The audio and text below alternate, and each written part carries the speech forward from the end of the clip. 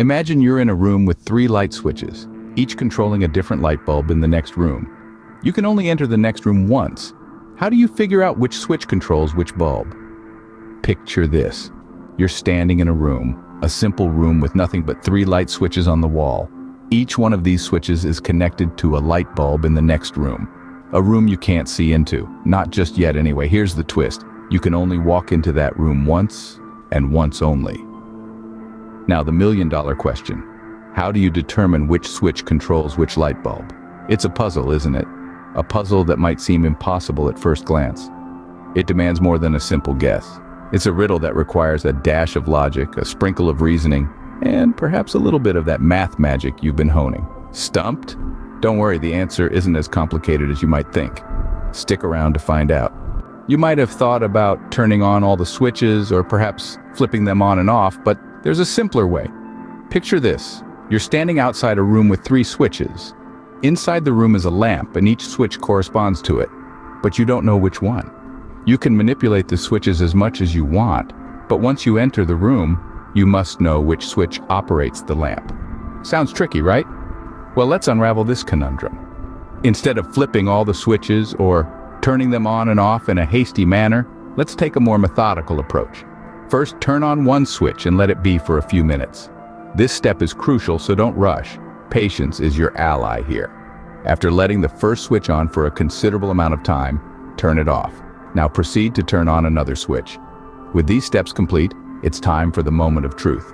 Walk into the room and observe the lamp. Here's the beauty of this method. There are 3 possibilities, each corresponding to one of the switches. If the bulb is on, then the switch you left on is the one that operates the lamp. Easy enough, right? But what if the bulb is off? Here's where the first step of our method comes into play. If the bulb is off but still warm to the touch, then the first switch you turned on and then off is the one that operates the lamp. Remember when we let the first switch on for a few minutes? That was to generate enough heat to leave the bulb warm even after being turned off.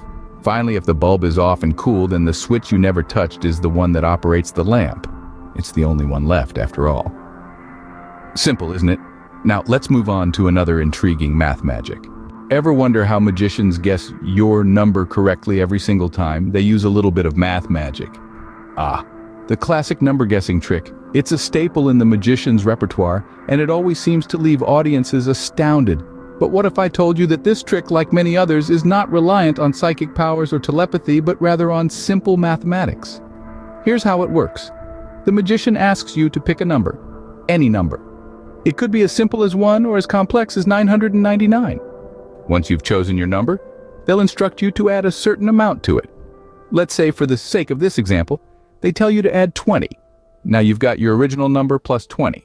The magician then tells you to subtract a certain amount. If they're doing the trick right, they'll ask you to subtract the same number they just asked you to add. So in our case, you'd subtract 20. You follow the instructions, doing the math in your head.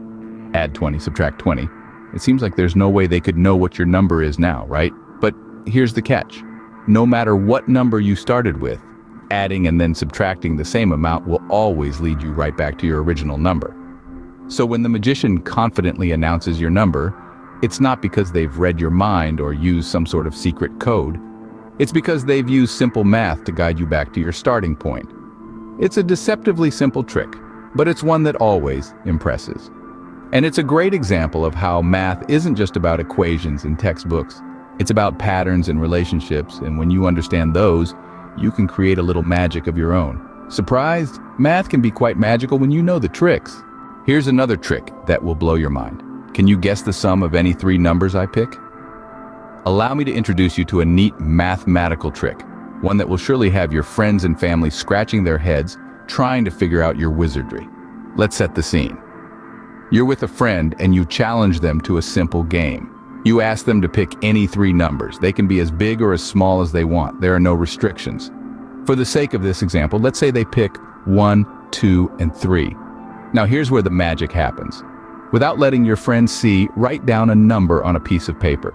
That number is going to be the sum of the 3 numbers they picked, plus 10. So, in our example, their numbers add up to 6. Add 10 to that and you have 16. That's the number you'll write down.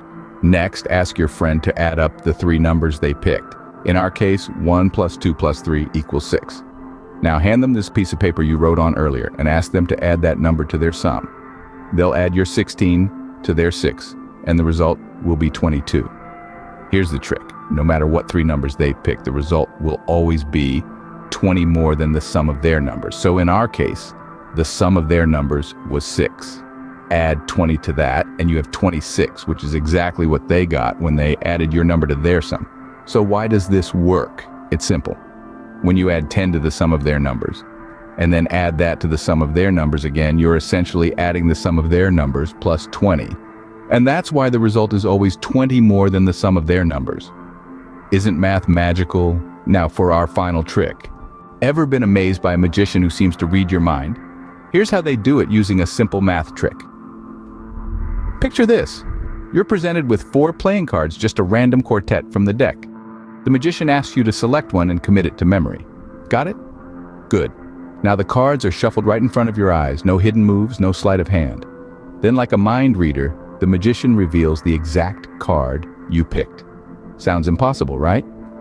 Well, it's not. It's just a clever application of mathematics. The trick lies in the shuffling.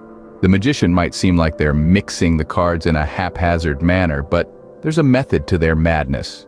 The card you picked, they always place it third from the top. That's right, third. Not first, not second, but third. It seems arbitrary, but it's anything but. Here's where the math comes in. When the magician shuffles, they're not just randomly rearranging the cards. They're performing a specific sequence of moves designed to ensure that no matter how they shuffle, your card always ends up on top. It's a bit like solving a Rubik's Cube. There are certain moves you can make that change the positions of the squares. But if you know the right sequence, you can always get back to the starting position. So despite all the shuffling, your card, the one you selected and committed to your memory, always ends up on top. It's not magic, it's not mind reading, it's just math. Clever, cunning math. And there you have it, the mind reading card trick demystified. No crystal balls, no psychic powers, just a bit of number crunching and a dash of showmanship. And that, my friends, is the true magic of mathematics. A little bit of math can go a long way in creating magic. Remember, the magic is in the math. So there you have it, some intriguing math magic tricks that you can use to amaze your friends. Today, we've journeyed through the world of mathematical puzzles, starting with the seemingly impossible task, which we then unraveled with a touch of logic. We then moved on to the 3 light switches conundrum, a classic problem that we solved using a bit of out-of-the-box thinking. Our number guessing trick was a delightful demonstration of how simple math can create astonishing results. The magic sum trick showed us that numbers can be more than just digits. They can be the key to awe-inspiring magic tricks. Lastly, we delved into the mind-reading card trick, an impressive display of how mathematical principles can be used to create an illusion of mind reading. Remember, math isn't just about numbers and equations. It's also about seeing the magic in everyday life. Until next time, keep exploring the magic in math.